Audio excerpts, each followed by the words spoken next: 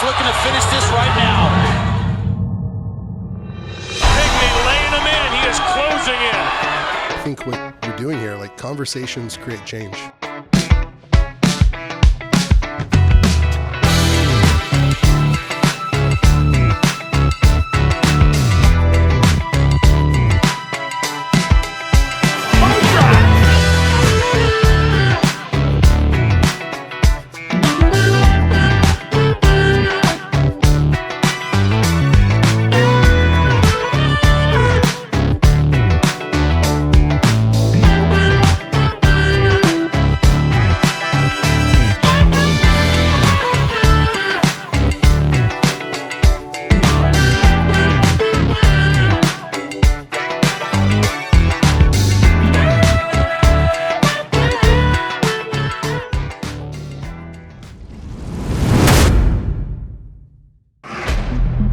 Yo, Eazy. What's up, guys? My name is Evan Duval. This is Eazy Does It. Thank you for joining us.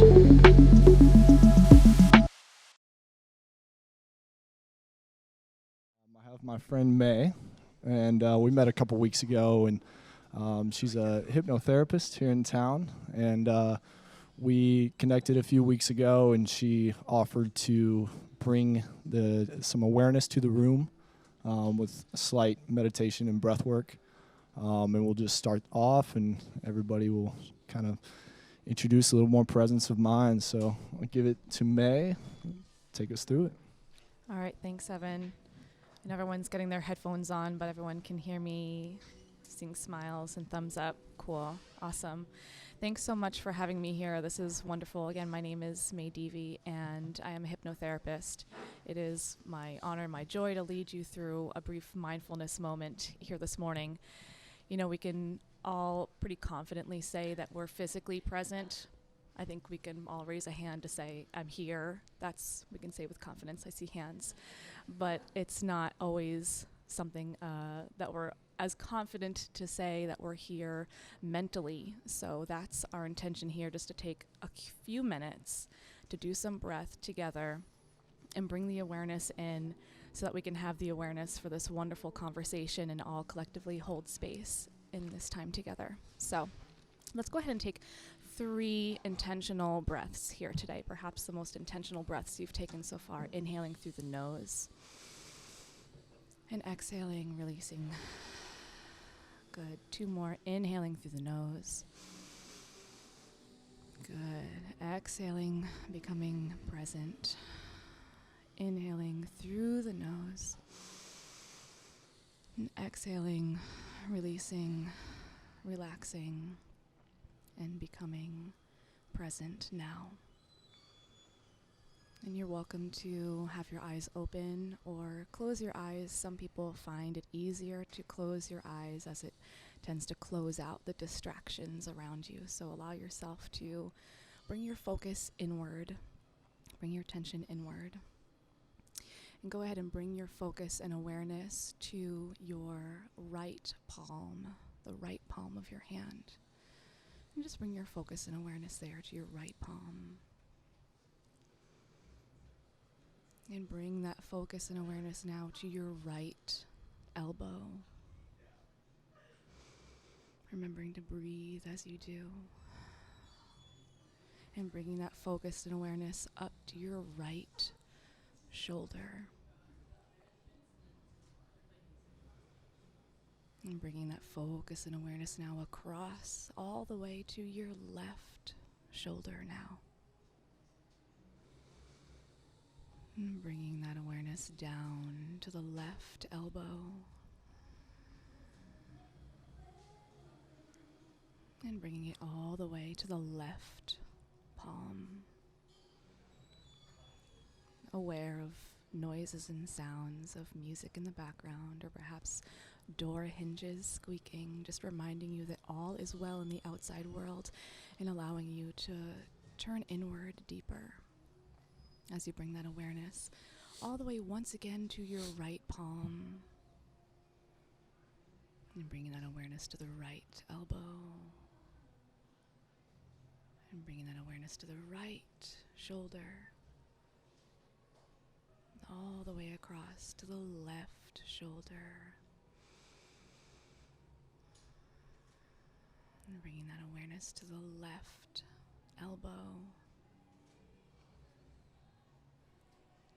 That focused awareness to the left palm. And I know you know this, there's something magical about things done in threes. So once again, bringing that focus and awareness to the right palm.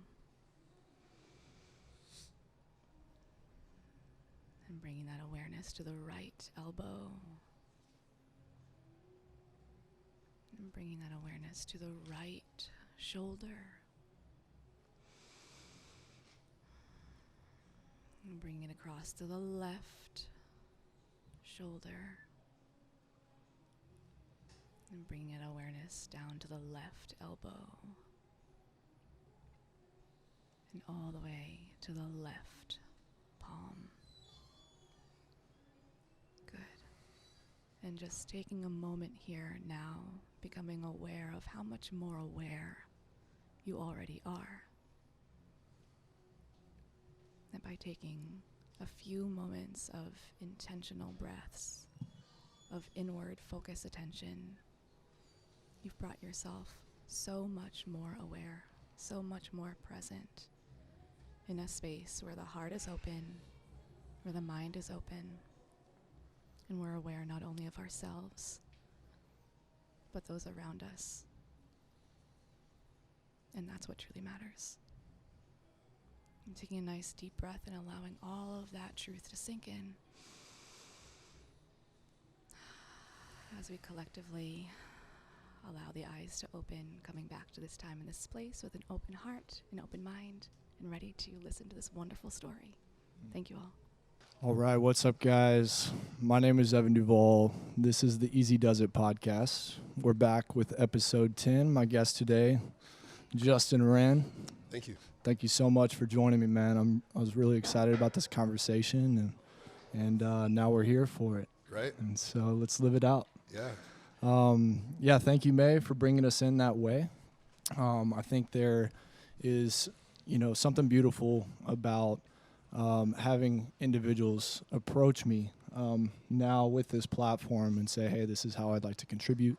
And I think there is something special to be said to do that and to step up in that way. And I know that we all appreciate that. And if anybody has any other ways that they'd like to contribute to the growth or movement of this platform and this trajectory, please open that conversation and let me know. But today we have Justin Wren, and I would like to get started. Just a brief introduction on where you're from, and then we'll get into your story, which a lot of people have been looking forward to. Sure. Thank you, Evan, for having me. Real quick, just looking around even this room, there's some really special people in here. This is awesome. They've created this podcast. I mean, obviously my partner, who's the most beautiful and special woman I've ever known. And then also, Bo we haven't seen each other in 15 years, went to high school together. I was a senior and he was a sophomore, I think. So people I've been to Costa Rica with and in Fit for Service with and Sedona with. I mean, just some incredible people from, this is just really special to me. So thank you for having me. Absolutely, man. But named Justin Wren, used to be called the Viking in MMA fighting. I fight professionally in the UFC, but now they call me the Big Pygmy. And so I lived with an African tribe, only about 4'6" on average for the men. Mm-hmm. And that's the name they gave me. So wanted to help give them a voice. That was their first ask of me was, we don't have a voice, can you help us have one? And whenever they named me Mabuti Mangbo, said like that. I didn't use that as a Twitter handle, but it was the Big Pygmy. So, and that was a way to get people to ask, what's that mean? And me be able to tell people who the Pygmies were, because I had never heard who they were until I was actually basically right there with them. Right. And yeah. so, Another thing I read in your book that was interesting was the name Efeosa. Yeah. Is that correct? Yeah, that was the first name they gave me. And that was means the man who loves us. And yes. That brought chills over me as I heard that. Yeah. And that's the story that I'd really like to get into. Sure. And like you talked about, is that there are a lot of special people in this room, and whether you know each other or not, there's just the ability to have a conversation and open the narrative up to where we can all share space and get to know each other and see how we can collaborate and help each other. And that's what the majority of this platform has been about so far. Those of you that are tuning in for the first time, I'm originally from Austin, Texas.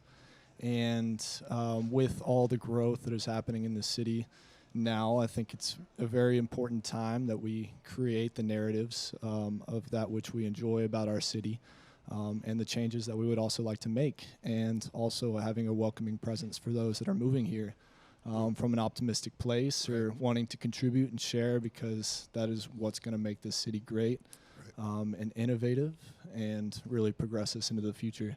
Right. And so to see you move here, thanks, and it was a perfect alignment, and I knew it was going to fall into place, and here we are. So. Yeah, well, I moved here from Oklahoma City. Moved in with Amy and her two girls, and but don't worry, I'm not going to Oklahoma your Texas. Yeah, but no, actually, I'm originally from Dallas-Fort Worth, so I am a Texan, and I guess I got home as soon as I could. And Austin's an incredible city, so I love being here. And the people that are here are just, wow.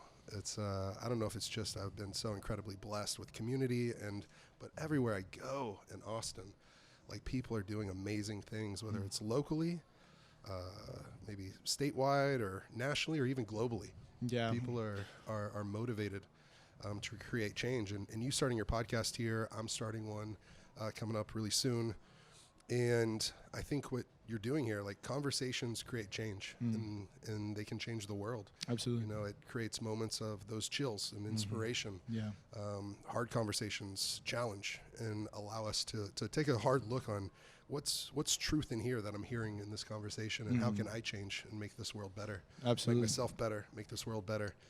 And so I'm really excited. My nonprofit's still based out of Oklahoma City, but man, Austin is becoming a podcast mecca of the world, and with the people here, it just was like that gravitational pull, and I got sucked into the Austin vortex. And it's definitely real. Yeah. There's a lot of people moving here right now, and I think a lot of us feel that a lot of people are being drawn together for the right reasons right now. Maybe it's increased awareness after the quarantines or forced solitude, but the result of that can be good, but as I've mentioned before, human beings have a tendency to forget, and so it's our job to remind each other of what we're grateful for and how we want to continue to show up, but community is square one for me of that, because I don't have what it takes to show up my best self every single day. I don't, but I surround myself with people that have those expectations of me, know what I'm capable of, give me the motivation to do so, and when I really need it, give me the support to bring me back up or get me back on my feet, because we all have that ebb and flow, and I know that's been a part of your journey. And when we have the wind at our backs and momentum on our side, it's definitely the time to lean in and take advantage of that, and I think that's the wave we're riding right now. Yeah, and, absolutely. Feels good. Man, it was an easy yes to this podcast, because you being a coach and trainer up on it, that was one of the easy reasons to say yes to moving here, was to be around that community of people who are helping, that when the tide comes in, all ships rise. Yeah. And it's just the people are pulling that tide in. Sure. And we're all rising together. Yeah. And so it's a magnet, and I'm excited about it, man. I've never had more support for my goals and my dreams, and the impact I want to make than I have in Austin. Austin's been the best city to me. And honestly, just a quick thank you. If you're listening to this, thank you for supporting Eazy Does It. But if you're here in the room, your ticket cost, that is literally going to Fight for the Forgotten. And it literally means so much to me, because, man, we're going to make those dollars count, and we're going to make sure it goes to the right people, right places, and makes a big impact. So thank you for doing that. It means a lot. Yeah, I want to get into, so they called you the Viking. Yeah. And, your stature is, a little intimidating at first, to say the least, but it didn't last long, because as soon as I look into your eyes, you know, I see an open heart. I see kindness and compassion, and that's how I knew that you were a true warrior. I've spent the majority of my adult life seeking out warriors, and there's a lot of them in the room today. But those are the people that I like to interact with because they have been places, they have seen things, but they're trying to do something with it. They're trying to give back. They're trying to serve. And sometimes intentions get confusing, but when we get clarity in that sense, especially to the point that you have, is inspiring. And so I think that's the story, you know, potentially some people in this room have heard before, whether they've heard or read your book or listened to your book or heard you on podcast. But, you know, that's the important thing about this platform is that I'm just trying to introduce perspectives into people's lives that they wouldn't ordinarily hear, you know, in day-to-day interactions. And so that's what I would like to get into. Sure. Absolutely, man. So I took a note. On the warrior thing, Yeah. just real quick, it reminded me of another Austinite. Someone that exemplifies being a warrior to me is a guy I've really gotten to know from training with him. But 10 years ago, after I got with the Ultimate Fighter, I was commentating fights with him, and it's Tim Kennedy, who's also an on it guy. And man, that guy's a warrior, but he's a really good dude. Yeah. He reached out to me after some of the Pygmy people were slaughtered in a village that I used to live in, and by machetes. And I was angry. I was hurt. I was, you know, anyways, the way that Tim reached out and what he reminded me of is that the most dangerous warriors aren't the ones that hate the people in front of them. They're the ones that love the people that are behind them. Absolutely. And so I think that being a fighter, or those warriors you know in this room, it's not being motivated by anger or hate or anything like that. It's really being motivated by the difference you want to make, the people you want to help, the people that you love. And so there's just a little perspective I wanted to share. Right. Yeah, I've been speaking it for a few months now, but a thought popped into my head through a conversation with a friend about, you know, what the future looked like for us. And we were talking about what it meant to be a true warrior. And these words have stuck with me. It was that a true warrior will respond with love and compassion in their heart until they are backed into a corner and they have no other way out but to fight, right? It doesn't mean that we aren't capable of doing so, but it's the way we show up in the world. It's the response that we have. It's the energy that people feel. If people feel like you're just going to go off at any moment, they don't want to be around you. Yeah. But It's from a ticking time place, bomb. That's exactly, dangerous. it is dangerous. Yeah. And I mean, it sounds cheesy, but I put in my Instagram, you know, profile was like, you know, because actually last year on today, this is a year anniversary of when I entered rehab. And, you know, they were asking me there, who do you want to be? Yeah. Who? Yeah. Not what do you want to do, but who do you want to be? And I just thought about that a lot. And it was like, man, I want to be a tender warrior. I want to be a lover at all times, but a fighter when needed or when necessary. Right? Yeah, when called upon. Right. So I took a quote, something that stuck out from from your book, and I would like to share that today. Sure. Thank you. I stopped thinking about the fight and prayed, God, I'm all yours. Is there anything you want me to do? I'm all ears. I really am all yours, and to desire to do your will and not mine. What do you want to impress on my heart? That's when the pygmy vision flooded my head. And so it began with a vision. Yeah. Right? Here we are, right? There's a lot that happened between now and when that vision came to you. Yeah. 10 years ago. 10 years. And for you to continue to show up and follow your heart and listen to that intuition and literally see that vision. For those in the room that don't know, I'd like you to go through that process. But basically what I was trying to kind of set the tone with is that you're obviously a strong dude, but that may be one of the most vulnerable prayers and calls to action that I've ever heard. And that's what's inspiring to me, is that vulnerability. Whatever was going on in your life, to take a man to that point. And I've been in a similar position where I'm just like, hands are up. I don't know what's coming next. Right. But just to plead and ask for help and to ask, what is my role? How can I step up? How can I serve? And just to be completely open. to where you're not necessarily trying to prove anything. There was nothing on your mind. You were just an open book at that point. Yeah, and honestly, that was one of the first prayers I'd ever said in my life. Yeah. That was like 23 years old, and I'd gone through addiction. It took me 10 years to actually get to rehab for the first time, but I kind of white knuckled it. But I had that spiritual experience that really helped me for basically 10 years. And I remember I got a call from my best friend, and I was 8 weeks on a binge, and he said, "I can't believe you missed my wedding. I can't believe my best man didn't show up." And so that was rock bottom at that point. And I went back to training with guys like Justin Gaethje, Rose Namajunas, Rashad Evans, UFC champions. And I was actually with Rashad just about a week or two ago, and we were talking about this moment where there was 34 people, and it was 33-1 or 34-1 where they kicked me off the fight team. Yeah. I was the youngest guy at, I would say, the highest level, being at the pinnacle of the sport in the UFC, and just getting off the Ultimate Fighter. I was a young gun. I was invited on the best fight team in the world at that time, training with Shane Carwin, Brendan Schaub, those guys, Nate Marquardt, George St. Pierre. And those guys all had to take a vote and kick me off the team because of my addiction. Yeah. And so I was lost, man. My childhood dream became a reality, turned into a nightmare, and even that was being taken from me. Mm-hmm. And so I didn't know who I was. I mean, that was my identity. I grew up getting very heavily bullied from 3rd to 8th grade. And then when I found fighting, it was like, this is it, or wrestling, So became a state champion there 10 times, a 5-time All-American, a 2-time national champion, went from the high school straight to the Olympic Training Center. Then after that, I made the jump to MMA. I accomplished a lot, I guess. All the checks for checking the boxes. But I get my hand raised and I would think, is this it? Yeah. Is this all? Mm-hmm.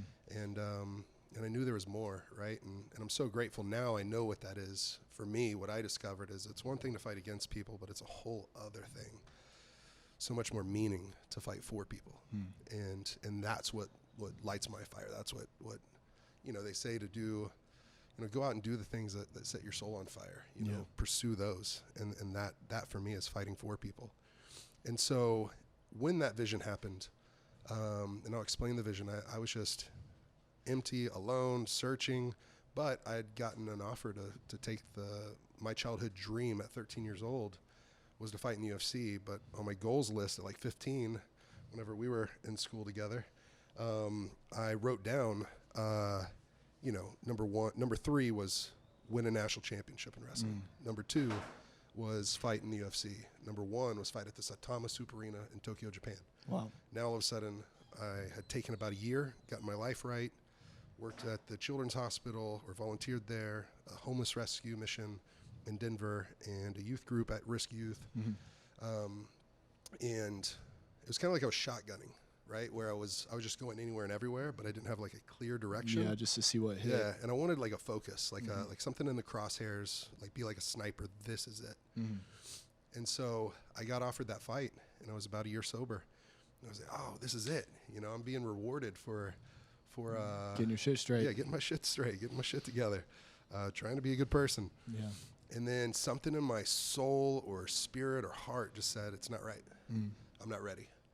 And I'd even been invited back on the fight team that kicked me off. Yeah. I'd organized a visit for Rashad Evans and these guys to come in and visit the children I'd been working with for a year now. I assume it's tough for a fighter to admit that as well. You just want to do the things and fight. Yeah. I've been there myself. Well, training, like I love coming in to train it on it, but I'd rather get in a cage. I'm just that guy that I don't get nervous for fights. I'm excited for fight night. Right. And if I could just fight every night, that's what I'd do, but my body wouldn't handle it very well. Anybody would. It wouldn't. But, so for me, I just wanted to perform, wanted to go in there. And it was a great opponent. He was good at what I was good at, but on paper, but I felt like I was better at it. It was the most money had ever been paid. It was the dream spot. It was Tokyo, Japan, 100,000 people live on New Year's Eve. It was my childhood dream to fight there. And whenever I felt like it was a no, I just finally decided, well, what's going on?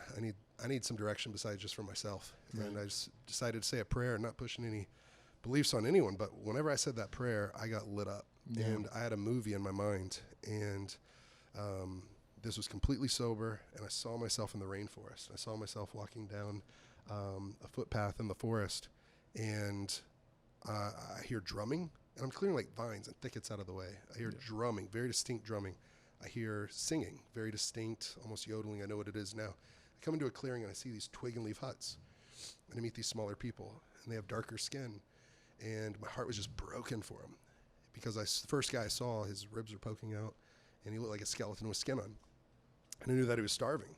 I knew that he was thirsty. He didn't have clean water. I knew that he was hungry, poor, sick, oppressed, and hated, and felt forgotten. You know, I knew that he was enslaved, and that he called someone master. Yeah.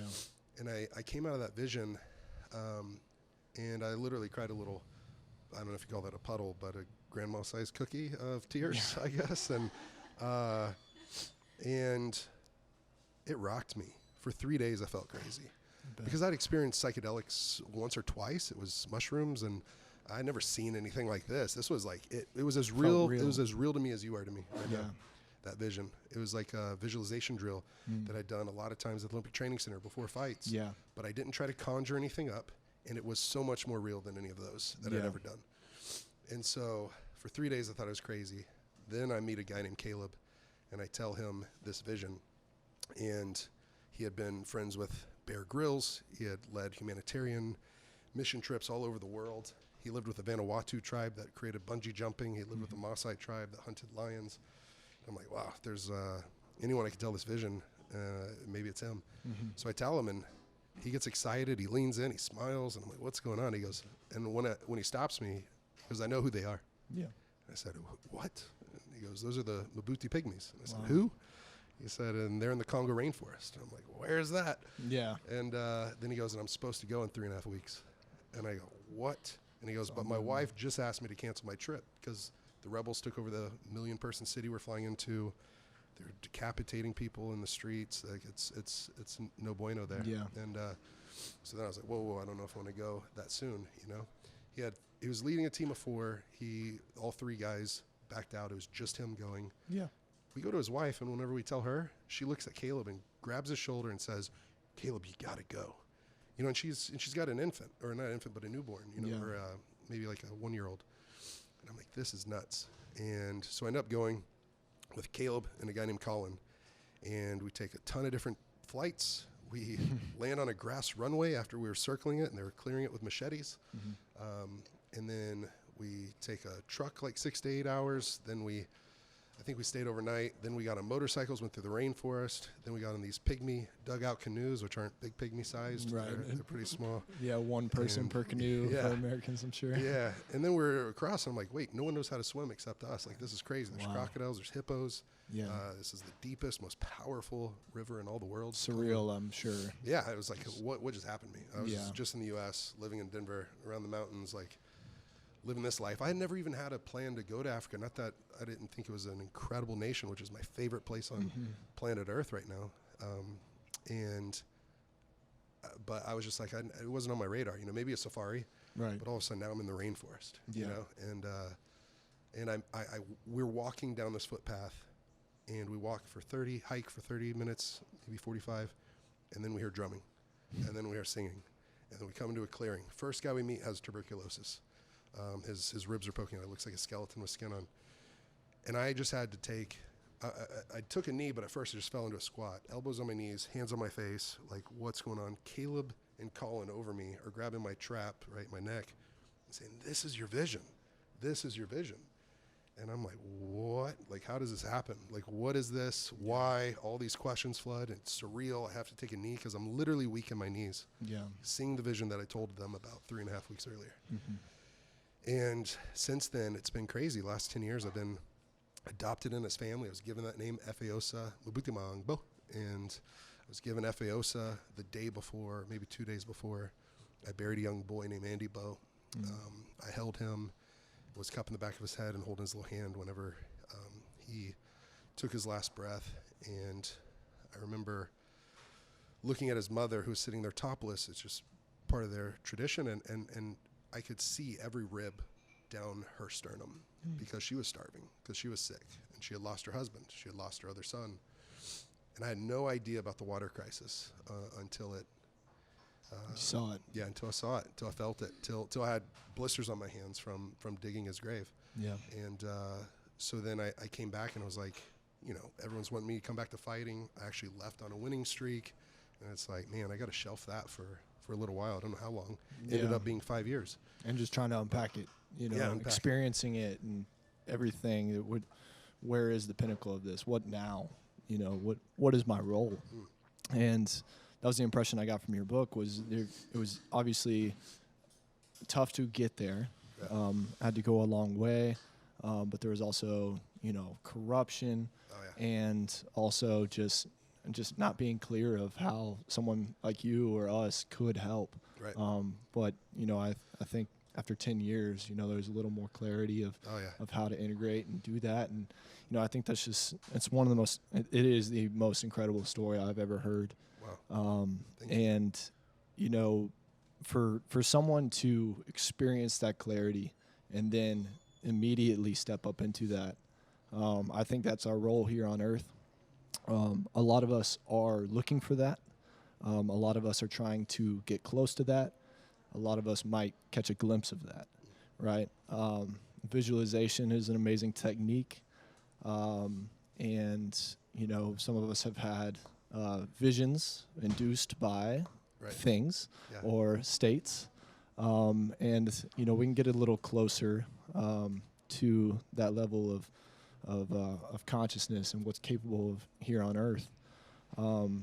But the ability to see that and then step up into that is just incredible, man. And I think a lot of the times when I think about what our purpose here is on earth, like I try to identify as closely as I can with destiny or our path, right?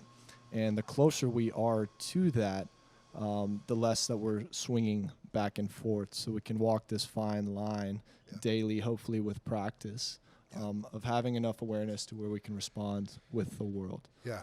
For me, my man, I mean, it'll probably sound like it's just second nature to me or routine or scripted, but I try to tell myself, Amy and I do prayer and meditation every day, and sometimes we have like hape, that sacred grounding tobacco, things like that, and helps me drop in. And I think that for me, I try to remind myself that I am compassionate, ambitious, and resilient. And what am I here on this earth to do? It's to put love and compassion in action, to fight for people. It's to live to love, and I don't know, defend the weak, love the unloved, empower the voiceless. It's to defeat hate with love. And I just try to remind myself, this is who I want to be. This is how I want to show up. I want to make this world better because I lived in it. Right.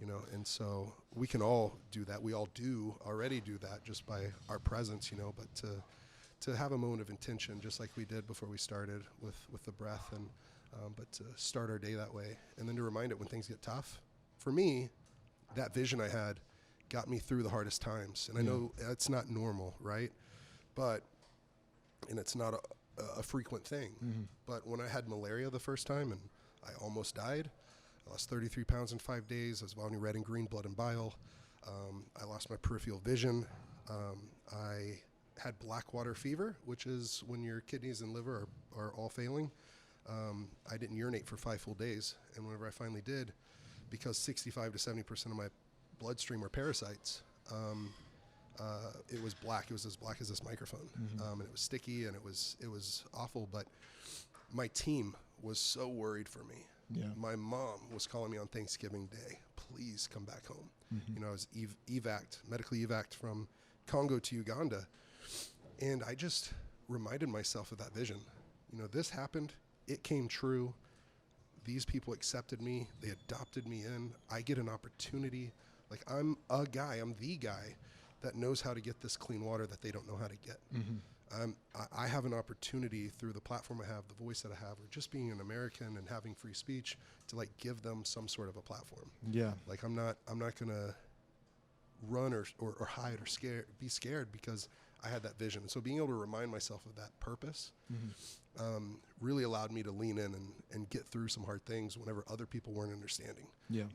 The team didn't understand why I didn't leave. Right. The people that were there, like, man, this guy's from the West.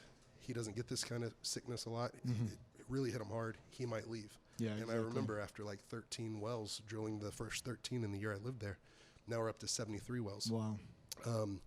You know, we had a celebration and everyone was laughing and they were all saying, we thought you were going to run. Yeah. We thought you were going to, you know, never come back to our country. Well, yeah, and I think that may have been, you know, some sort of reminder to truly suffer. Like pain has been my ultimate teacher. Yeah. A lot of it self-induced, you know, of just experiencing things or getting things wrong or leaning in too hard or, you know, put myself out there and learning the hard way. But, I mean, that is obviously an extreme case of that, right? But you will never forget that. Yeah. And the ability to show up and lean into that is incredible. And that's one thing to do that in that place, in that stage of your life, in a place where you did have a platform. You could help. But I think this story starts much before that. Yeah. And, you know, as you mentioned briefly earlier in the podcast, is that you were bullied as a kid. And that was a lot of, you know, the majority of the beginning of your book was kind of setting that tone of that you were a victim of bullying. And there were a lot of questions. There was a lot of trauma. There was a lot of self-isolation. And, you know, that may be a familiar story in the room. A lot of us have dealt with painful things, but we have this tendency to isolate or just ask, you know, why me? Or what did I do to deserve this? Right. Or nobody's going to understand, right? And we just can't interact and grow on that level at the same time. Yeah. But the impression that I got was that you had a tough childhood and a lot of trauma and a lot of pain that came out of that. And then to step up into the role that you have is that once you were a victim of things at one point, but I think that was that extremity and being able to recognize who a true victim is in the world and then feel for them from a compassionate place because you understand even just a little bit of what they're going through. Very different. Right. But pain is pain. Suffering is suffering. Right.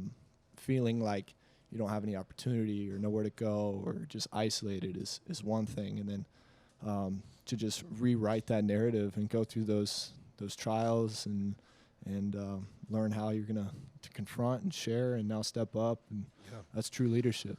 Thank you, brother.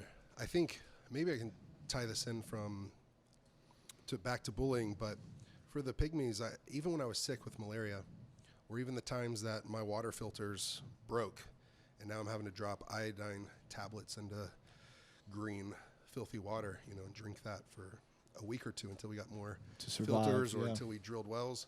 I always looked at that as an opportunity to expand and to increase my compassion and understanding, and not sympathy because I see them going through it, but empathy because I'm going through it alongside them. Yeah. And for bullying, whenever I've gone through that growing up, like I know that it encouraged me, even at a young age. Like, man, one, I started to recognize at an early age, hurt people, right? Yeah. But man, like I can go love that person that's hurting. And so if hurt people, loved people, love people. And that's not easy to do. That's not natural in the world, you Right. know. That's a hard loop that a lot of people get caught in. It is, and I think it's harder in our culture where a high importance is put on stuff and materialism and things like that. But whenever I look at the pygmy people, for me, they're some of my greatest teachers because they are closer to the original man than I am, where we are. And they might be the poorest people, but honestly, they tell me that they have the most. You know, they have each other. They have love. They have deep relationships. Yeah. And so gratitude for every little thing that they do have. Okay, so an example of that would be a child who was born into slavery, probably a third generation that his grandfather, great-grandfather, had called someone master. Works all day, sun up to sundown, comes down, sits by me. I've been drilling a well all day. I have blisters on my hands. I'm sweating. I'm never dry there, ever. It's so hot, humid. You see your own breath, not because it's cold, but because it's like 100% humidity. And when it's that hot, that humid, you actually see your breath at all times, basically. Right. And I'm just beat. I'm taking a break. I'm sitting on a log, and my hands are muddy from wrestling the earth all day. And he sits down by me, and he was paid 10 or 12 peanuts for an entire day's wage. He can't go to school, and he sits down right beside me, and he opens my hand. He sees that I'm breathing heavy, almost like it's in between rounds or something. Yeah. And he opens my hand, peels them open, and he drops in 5 or 6 peanuts. Literally gives me half of his whole day's wage and his food in his belly. And it just blew my mind. It's like, wow. So for me, in a lot of ways, it's not natural to us because we've been like almost conditioned not to. But I think originally living in tribes, community, one of the Swahili proverbs, if you want to go fast, go alone. If you want to go far, go together. Like we need each other. And I think at the depth and core of each of our hearts is love, is compassion, is caring for one another, is making sure that if I don't have, like, or if I have and you don't, like, how can I help meet that need? And it's that whole principle. Instead of building a higher wall, how can I build a longer table? Right? I'd rather build a longer table than a higher wall. And in our culture, sadly, in some ways, I mean, I get, like, you know, if we're providing for ourselves and providing for the world, it's good to have nice things. I'm not like dogging that at all. But it's like, let's be mindful and make sure that at the same time we're building a longer table so that we can provide for more that don't have. Right, and surround ourselves with people that remind us of that. Yeah. We need to hear that as often as possible. Not everybody in this room is going to have the opportunity to go to the Congo and walk through that grove and hear that drumming and see the things that you have seen. But I think a lot of us in this room today will have a lot more clearer perspective on what we're grateful for. One thing I want to touch on real quick, because sometimes people say the story is like radical or it's so big. How would I ever do anything like that, make an impact? Like for me, it was starting small. Anyone can start small. You can start in your backyard. You can start at the, down the street here, right? Or in your neighborhood at the local school. And for me, it grew, right? Our first goal in the Congo, and now we're in Uganda. We're building 32 homes in Uganda right now, and it's on 48 acres of new land. We're drilling a water tower to put not just a well where they have a hand pump, but tapped water to these 32 homes. Wow. To where they don't have to leave their home. They got it right outside. These people have never owned a home in their entire life. And so to go from twigs and leaves to 2-bedroom homes with a dining room and a kitchen and a back patio and a front patio, and water and we're building a medical clinic with a pharmacy there, and they're going to be hosting the district or the state, like Texas State Championship Soccer on their land. We're building like a little football pitch or soccer field, and it's just grown and exploded into way more. But the original goal was just go see and assess needs. And then the second one, when I went to live there for a year, I was like, man, if we could get them 30 acres of land, and if we could drill 2 water wells, I mean, that would be life-changing for them, the people that I know, that I've lived with. Right. And it's like, man, no, it's 73 wells. It's over 3,000 acres of land. It's over 4,000 trees replanted, eucalyptus and mahogany. The eucalyptus helps keep mosquitoes away at least a little bit. And we've seen 1,651 people literally transition out of that life of slavery and into a life of freedom. And these homes, and now we've expanded it into a new country, Uganda. We got our sights set on Central African Republic and Uganda or Rwanda. Like, we're expanding. Yeah. But man, it started small. Yeah. And then as we took those steps, like, it's easier to, what's that saying? It's easier to turn like a moving car, right? So don't sit and wait to figure out what impact you can make. Just have your head on a swivel and look for where you can make a difference, where you can make an impact. Yeah. Help your friends, help your family. And act when you feel called upon. Listen to that. Yeah. Listen more, lean in, step up, and we can all provide each other, those opportunities. Like you said, you can help out, in whatever way, whatever capacity that you see fit. There's ample opportunity right now down the street, with the homeless situation going on. There's going to be a lot of clarity coming over the next few months of what our roles is, and I think I'd like to play a part in that. And y'all will be the first to know of how we can step up and serve this community. But that's going to expand, and y'all are serving today. Just your presence here and benefiting Justin's organization, Fight for the Forgotten. Yeah, and that money will go to those 32 homes being built, and that medical clinic and that pharmacy being built, and that tapped water going to their homes. So thank you so much for being here. And just as one more thing on that, it's like, man, the thing that got me to say yes and got me to say that prayer that gave me that vision was is just no act of kindness, no matter how small, ever goes wasted. That's right. So it doesn't matter if it's, you got a payday and it's a little more than you thought, and your budget's all done, and you're like, you know what, I can buy that person coffee behind me, and I don't even want credit for it. Mm-hmm. I don't need a pat on the back. Right. I'm just going to do that. Or, you go, I met someone that had just started recently a tutoring at school where basically they read books. And, well, they had done that inside the school system, but now they've started to do it on Zoom.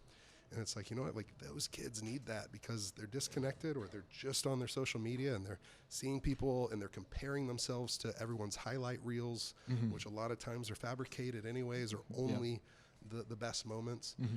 It's like they need something else, and they need someone else, and they need another voice to combat like the other stuff where they are just comparing themselves, and comparison is the thief of joy. And it's like, man, let's find ways to like really, be the person that we needed whenever we were that age. Sure. Yeah. Absolutely.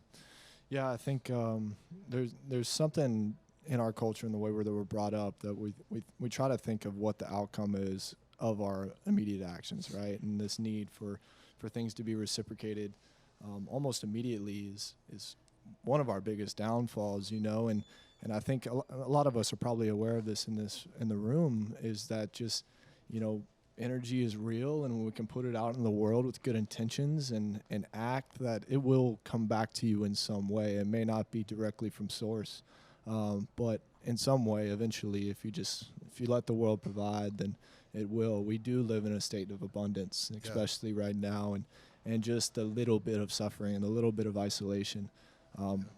Just a lot of our friends, a lot of our family are a lot more aware of what they're grateful for this year, and like I started the show with, was that we do have a tendency to forget. And so the more we can expose ourselves to perspectives and stories and just open the dialogue of what it is that we want to do, how we want to step up in the world, then we can all support each other in that way. Yeah. And we'll get clarity and inspiration and motivation from that.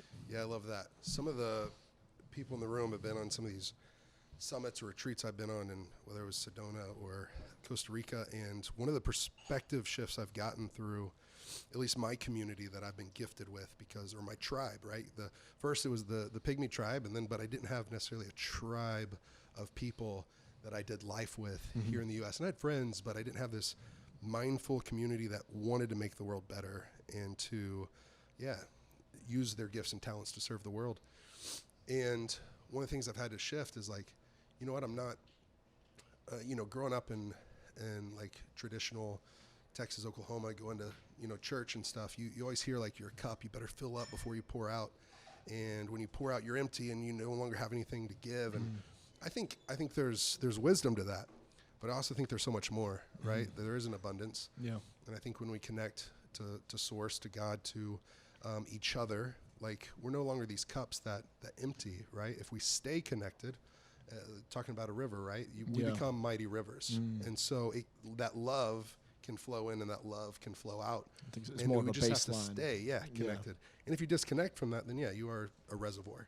So I feel like we're not reservoirs, we're really rivers, right? And so, and it depends on what kind of perspective you have. If you see yourself as a reservoir, which I did, and in my addiction and in my low times, and after I would give, I would feel depleted and empty, and then I would be vulnerable to relapse, or I'd be vulnerable to depression, or I'd be vulnerable to negative self-talk and isolating and sedating and suppressing and all these other things. But, instead of grounded. Right. But if I just remind myself, like, I might not be feeling it today, but let's get outside of myself. Yeah. And let's do something anyways. Let's live for something greater than myself. May not understand what that is.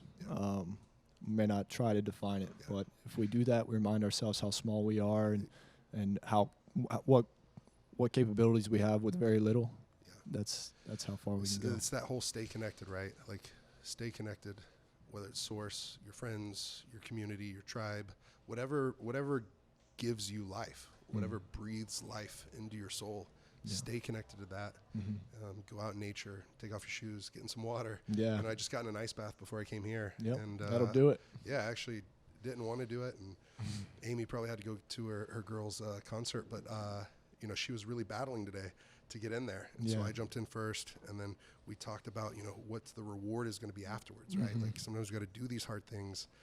And so we both jumped in it at the same time, and afterwards we felt so much better. Yep. But before we were both dreading it. And do that daily. Yeah. We got to suffer, right? We live in such a modern world and state of comfort that I think that we do have to find suffering. We do have to find pain. We do have to find stress, or it will find you, right? And there's plenty of that from the amount of abundance of stimulation and stress that we all have in our lives.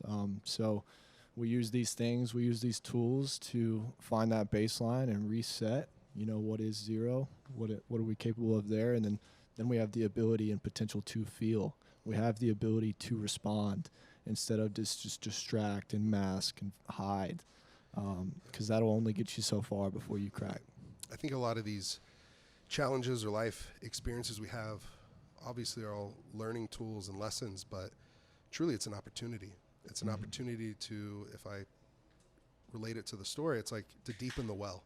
The deeper depths we go inward, and the challenges, instead of running away from them, be a buffalo, not a bull. Right? Yeah, a bull, I love that. runs away, gets caught in the storm, suffers longer, is sometimes exhausted before the storm even comes, Right. because it was running away. Yeah. And now it's stuck in it way longer. But a buffalo, I just saw some up in Colorado last week, and it was Incredible. dope to see. Yeah. And they walk towards it, steady, calm. Then they tuck their head and they barrel through it. And so, anyways. A lot to be said for that. Yeah, I love that. That's the opportunity is presence of mind. The opportunity is asking questions. The questions are usually far more important than the answers. Right. So just keep asking questions. You're not alone. So at this point, I would like to open it up to the room. We started introducing a little bit of Q&A. So if there is anything on your mind or that you would like to ask Justin or I, this is your opportunity to do so. So we'll get this third mic out. This is a cool part of a podcast. I like Yeah, it's it's the benefit of the live environment. It's, can share space and ask what's on our minds. Yeah, absolutely. great. Thank you. I'm Katie. Hi, Katie. Hey. So I just heard your story for the first time a couple weeks ago on another podcast, and I have to be honest, it resonated so deeply with me when you talked about your childhood and some of the things you'd been through, and I think how that drove you into excellence in your career. And it had me thinking about my own life and how a lot of trauma from my childhood had helped me as well as a professional athlete. And I'm just curious, as you step back into that world and the things you've been through and going through rehab and finding this new community and making big changes in your life, are you finding that something different is driving you this time around? And how's the approach different, knowing that it may not be fueled by some of that trauma at this point? Yeah. I mean, that's a great point. I mean, what originally got me into fighting, I loved the human chess match of it. I fell in love with that. But the first reason I was hooked was these guys don't get bullied. And that's what made me want to be a martial artist, was I don't want to be bullied. And I'd rather not be invited to the party and be made fun of. I'd rather be actually invited to it, And so my motivation's a lot different now. And some people probably heard me say it. I think it's the person that has the most reasons that usually wins. And so I think my reasons have changed. It's obviously for the foundation, and for the bullied kids here and for the pygmies there. But now, I mean, I have a family, I have a tribe, but also I'm doing it for myself for, I think, the first time in a healthy way. Instead of to prove something to myself, it's like I get this opportunity. It's a limited window. I've probably only got 5, 6, 7 more years left on a heavyweight timeline. They can fight as older athletes. And then I think, though, for me, motivation is definitely there, but it's also not all I have. So I can also expand or have different buckets. I used to have all my eggs in one basket, and I think that's actually a good thing sometimes because it drove me to a high level. But now I have other buckets that I'm not solely dependent on this. My identity is not caught up in that, to where I can do podcasts. I can be a nonprofit founder, and I can maybe write another book. And so it's really cool to like know we can actually kind of diversify some of this stuff and do different things. But I think back to your question, hopefully I didn't go all over the place too much, but I think training this time around, it's fun. Yeah. It's fun, and there's so much more purpose in it. And I think that because last time I fought, I think it was the first time I ever smiled in the cage at like, I don't know, 20 pro fights or something like that, or close to that. It was the first time I smiled, and I got my hand raised, and I was able to celebrate, and I was able to let out a ooh-yay, ooh-yay, ayo, which is like a pygmy call, like around the fire, and are dancing, and the hunters do that. I was able to do that in victory and celebration, and it was like, wow, like this is my chance. I get to grab this mic, I get to win, and I know when I'm looking across the cage at a guy, I'm like, you might have some reasons, but I know I have more. Yeah. And that can take me to a deeper place, take him to deeper waters, hopefully than I can go further than he can, I hope. So. Badass. Yeah, thank you. All right, anybody else? Questions. Hi again. My question is, I've heard you read that beautiful prayer that was kind of the transformative thing that brought you this vision and brought you across the world and changed your whole life. And I heard you mention that you and your partner, pray together and have mindful moments together. But I'm curious how prayer is now integrated, or that mindfulness is now integrated in your life. Yeah, so it's basically every morning. And we just, she's so good to me and so good for me. And it's the healthiest relationship I've ever had with somebody. And it's really cool that she's doing that on her own initiative with or without me. And it's a motivation for me to do it. And I want to do it with or without her too. And we do. But coming together, I think she's bringing her full self, and I'm trying to bring my full self. Because I think romantic relationships I've had in the past, I think I was bringing 50% me and like hoping that they would fill that void or that gap. And maybe they were bringing me 50%. And I think that's not a force multiplier. That's actually like more of like division, right? Like 50% and 50% times that. I don't know the math on that, but anyways, it's not 100%, 100%. Like let's both bring that to the table. And it's really been motivating to me, because we'll have times where we just look at each other and we know like she's uneasy or I'm uneasy or I'm going through something tough. She's going through something tough. And we'll have a moment where we say, hey, we need to stop. And getting ahead of that and starting the day that way has been really great. We'll turn on some great music. A song that I always listen to with her during prayer and meditation is it's by a musician named Sat Sung. He's a friend of mine named Drew McManus. Great dude. He's a great dude, right? And he's got a song called I Am. All his stuff's great. I was just in Colorado with him, got like a private concert with like 10 or 12 pro athletes and him, and it was awesome. But I Am has been on my playlist since I heard it in October. And it's been the song that's probably blessed me the most, because there's a lyric, and the whole song's epic and powerful. But one says, I deserve to be here, and so do you. And Amy actually surprised me in Costa Rica, and she sang that for me during a talent show, and it was like with our tribe and community, had me in tears.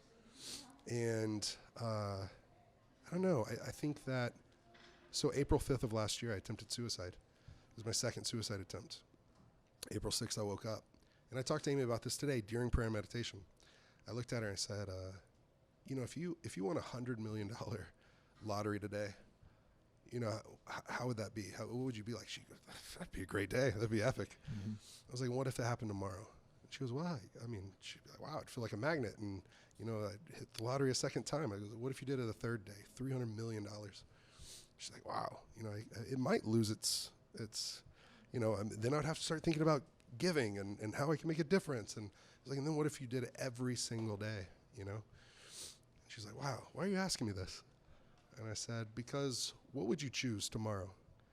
Would you choose to win $100 million lottery, or would you choose to be here and be alive? If you had to choose, win the lottery or be alive, what would you choose? She's like, of course I choose to be alive.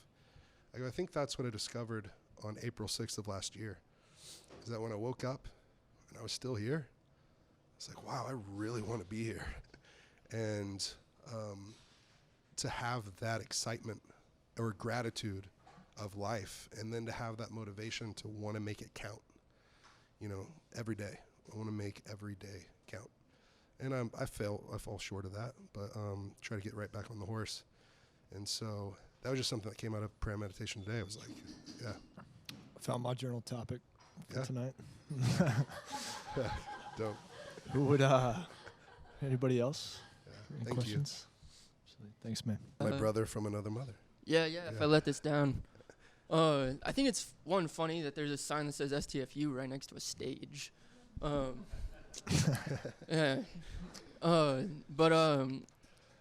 I came in just a little bit late, heard a little bit about your story, like the pygmy kind of thing of going out and helping out communities. It sounds like there's other places as well. And the that kind of action sounds like culturally like it's a thing that we enjoy going to do. And I guess it seems that the climate, all the voices rise kind of thing about the resentment towards people who have done that in the past. Great question. And so what actions can you take from those and learn to go forward and do this in a better kind of way? I think that's a very great question, and the reason is because I think, let me see if I'm hitting this a little bit right. A lot of charities that have gone from the West and gone to maybe, say, the poorest parts of Africa have done a poor job. It's been toxic charity. It's been, for instance, when we were just talking about water, there's over 230,000 water wells that are broken right now in Africa, and it's organizations that went in and punched a hole in the ground, and they had a big budget, a big quota, and had a lot to do. So they didn't train any locals on how to maintain it. It was too expensive because it was used with equipment from the West to be even able to repair it if they had the knowledge to do it. And so one of the things we try to do is really educate the people with the knowledge of how to do it, equip them with the tools so they can do it, and then empower them to be the change in their own community so that they don't need me or us from the West going over there and doing it all the time for them. It's that whole give a man a fish, feed him for a day, teach him how to fish, feed him for a lifetime. And so I think for us, it's really we can have a good intention to help, but there's a great book. Maybe this is a good reference for you. There's a book called When Helping Hurts. And so sometimes helping does hurt, and it can cripple a community. For instance, if you just go give it out. My first water well I drilled, we did for a university that was helping us, and we drilled it for the kids that were there, not the university, but their primary school or their secondary school. And we drilled that well, and no one had any buy-in. No parents, no teachers, and the students. It was just given to them. And it's kind of like a kid that gets a car. If you just give them a car, they can appreciate it. But if they had some sort of buy-in where they worked a little bit and they contributed to the purchase of that car, they're going to take care of it. They're going to change the oil. They're going to wash it. They're going to make sure they don't get it as dirty. And so our first well we drilled, we gave it away. A week or two later, someone broke it out of meanness because there's a dispute between the middle school and the high school students. They literally just broke the well out of meanness.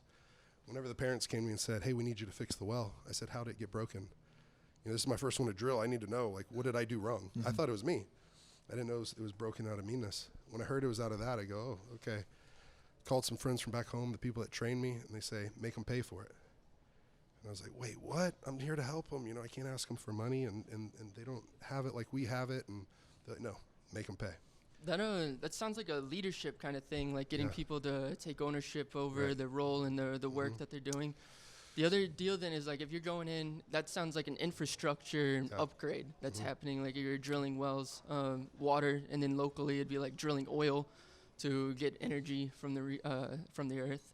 So there's some element of keeping or increasing the infrastructure, but it seems like the claims that here, the Native Americans would be saying is culturally that white man going into and creating these missions, now it's more damaging culturally to their I guess cultural infrastructure versus their earth and how do we feed and have houses and stuff.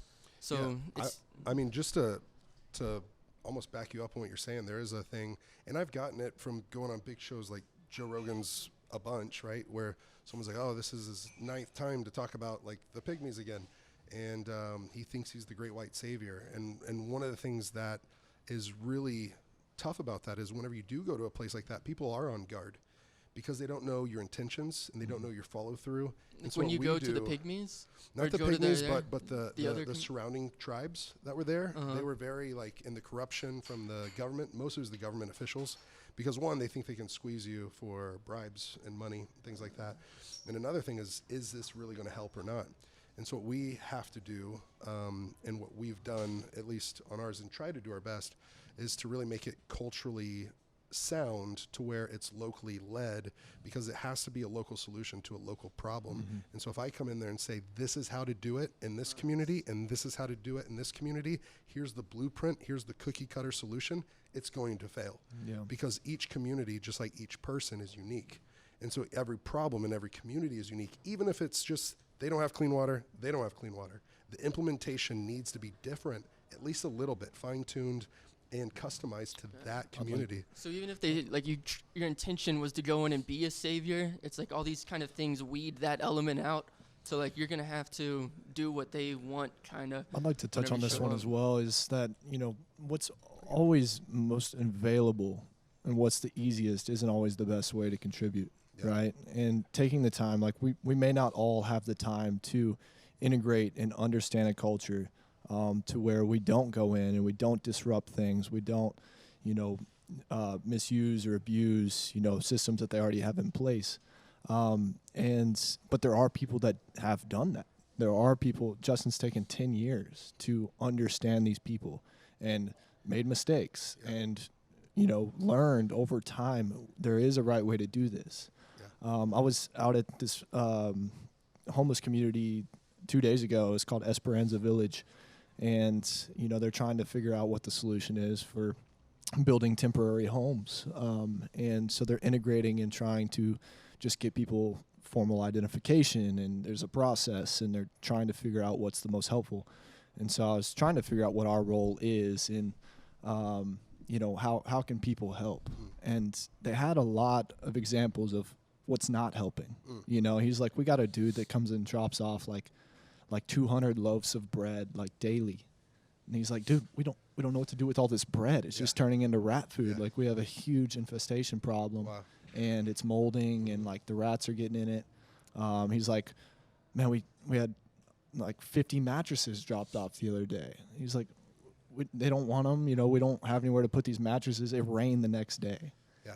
But if we can go to these organizations, if we can find these people that do understand what the solution is, it takes a lot of work. It takes a lot of time to get people to trust you, and especially on a culturally diverse platform. On my third trip to live with the Pygmy people asked me before I went, because they're like, what's your goal?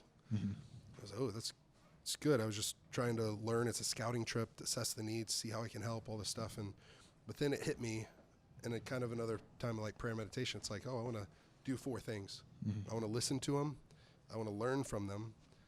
I want to, live with them first. Live with them, immerse myself in the culture. Then I want to listen to them, have real conversations and see what's working, what's not.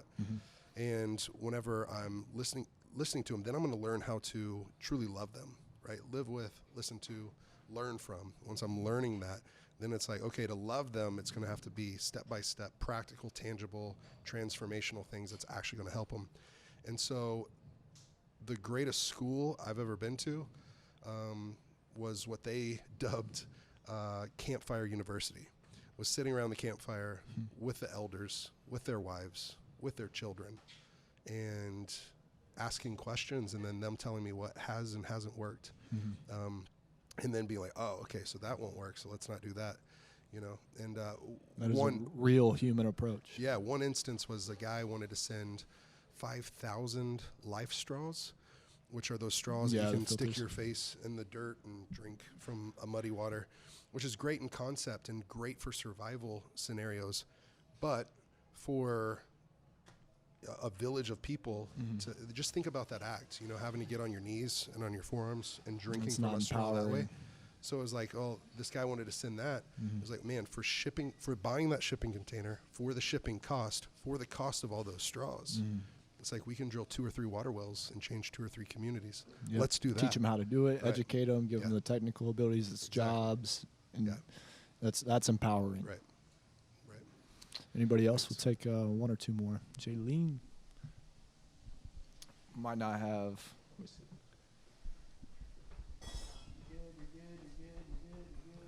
Okay. Hi, I'm Jaylene. So I'm new hearing your story kind of from the beginning. I would love if you know a little bit about like the resource management for how they originally got to their situation of kind of not having clean water, like sort of the big picture, like their village and like these people specifically, what's going on contextually and politically and economically that the situation is occurring. Sure. Although it's been on the presidents or dictators like agenda, number 1 on their agenda in Congo since like the 70s or 80s, I think, consistently, the number 1 need that they said they would meet is water. Less than 1% of the population of 74 million people have clean water or access to it, even access to it. And so it's a worldwide crisis and epidemic, and man, a real prayer and sincere like thing is, I remember Ebola. I was in Congo, and Ebola was discovered on the Ebola River in Congo. And I was there when it happened, this last big outbreak. Not the last one, but the one we all know about that the media focused on. I was like, wow, like if we could just as a world, a society, like focus on an actual issue, like, which Ebola is an issue, but 3.4 million people die every year of dirty water. 2 million are children under the age of 5 years old.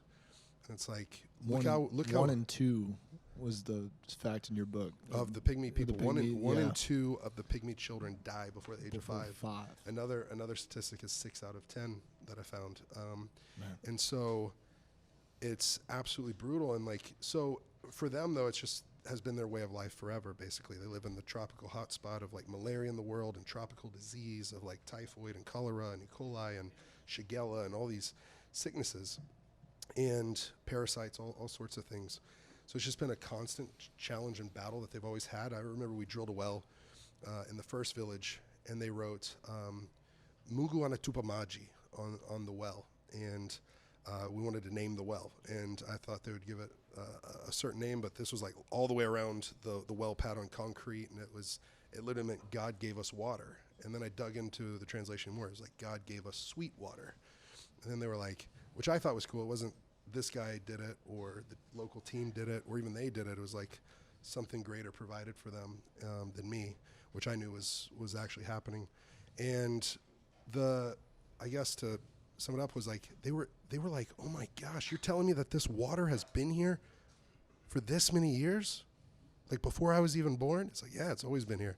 Like, wow, like we got to teach this to everybody. So it like would spread, and they would go from their village and go grab people, chiefs, elders, and their wives, and like bring them over and go, look at this, you can have this. And so then that's how it's actually kind of spread organically, is like whenever we get asked to go in somewhere, then the local leaders there get to go do it. And so I'm not sure I answered your question directly, but I know that if we focused on water like we have COVID, and how we have poured however many billions of dollars into getting a vaccine, it's like, man, we could solve the water crisis yesterday, because everyone should have the human right of having clean water. Like you should be free. You should have clean water. You should have food to eat. You should have land to live on. You just should, I think. At least that's what I've come to learn and believe over the last 10 years. It's like those are basic human rights. And we could do it, and I believe in our lifetime we will. I hope. That's what I'm contending for. Me too. Yeah, thank you. Let's take one more. Got one more question. Noah.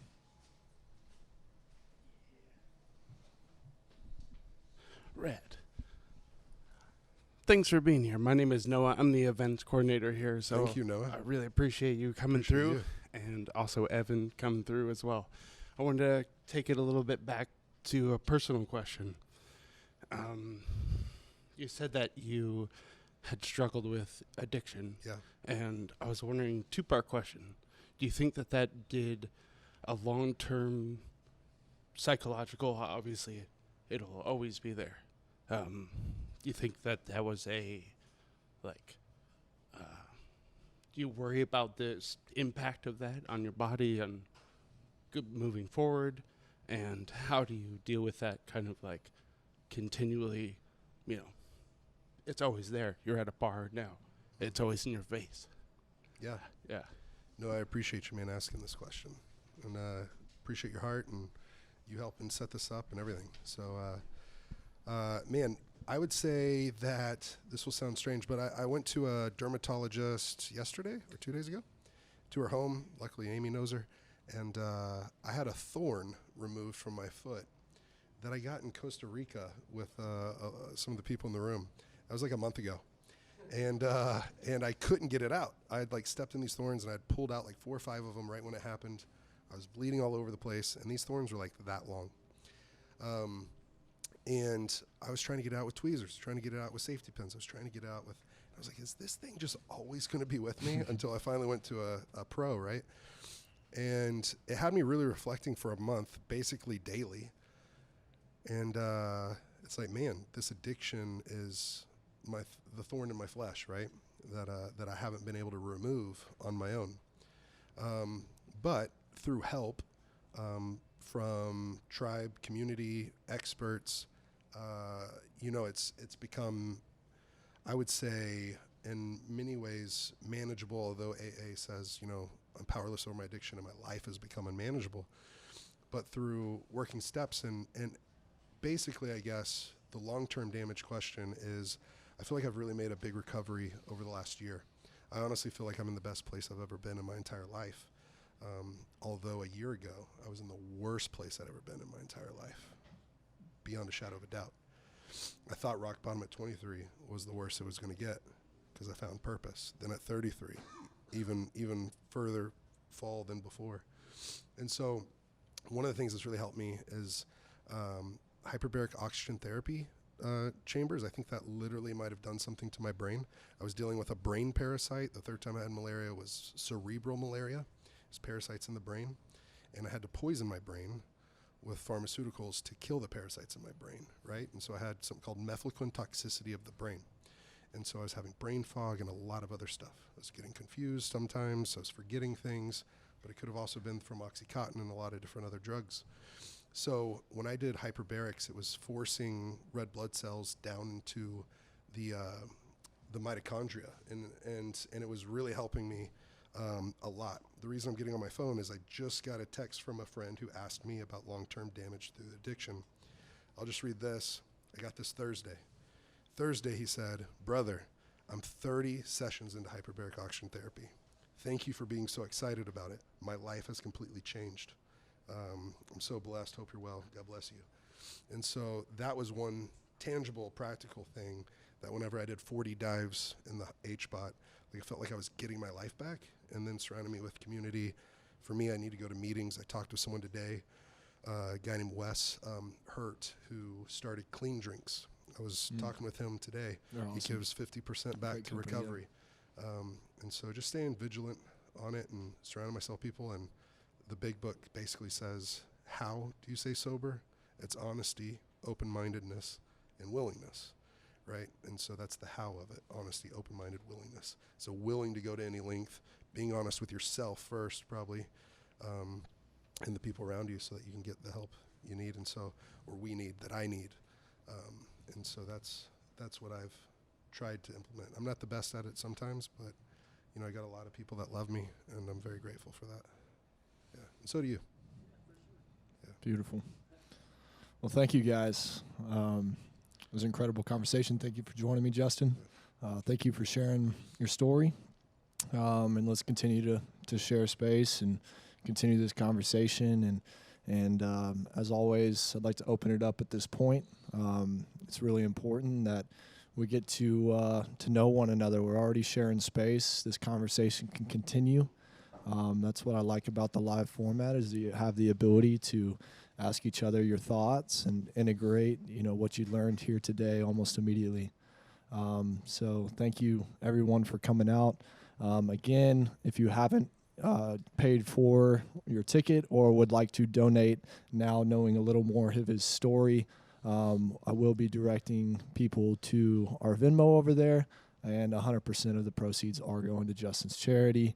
Thank you. So, yeah, let's raise as much money as we can. It's going, you said, directly to those homes in Uganda? Directly to the homes and also to the pharmacy and the medical clinic. Beautiful. Which have never had access to medical before. So Awesome, man. We'll be at their home base. I'm glad we can help. Thank you that's so awesome. much. Thank you, everyone, for coming out. Thank you. I would like to thank a few people. First off, I would like to thank Hemp Life CBD for coming out. They've got their table set up in the back there. Great company I've worked with for months now, family ran, Austin company. We've got Regenerative Renegade with Jaylene. She made us some bone broth and some stew, right? Just bone broth. Okay, cool. Yeah. I'm coming to see you. That's the way to a heavyweight's heart is through his belly. So thank you. And then Liz came out. She gave us these chairs from Sleek Form today. They are exquisite. thank you. My hip flexors are open. I biked like 25 miles yesterday. This All is good. actually really great. Yeah, Some of my it's favorite nice. podcasting chairs ever. Yeah. And then we also have Alive and Well, who's one of our presenting sponsors, and he's offered to give anyone in the room that would like a free in-body body composition. Today we've got the machine set up, so that's a great way to kind of check in and see where you're at. Just on that, Alive and Well is like one of the dopest spots in Yeah. Austin. Yeah. It's incredible. I love that place. It is. I didn't even know y'all were here today. Dope. Absolutely. So, thank you everyone for coming out, and we'll sign off. All right. Thank you, Justin. Thank you, brother. Appreciate it. Thank you, everyone, for being here. Thank you so much.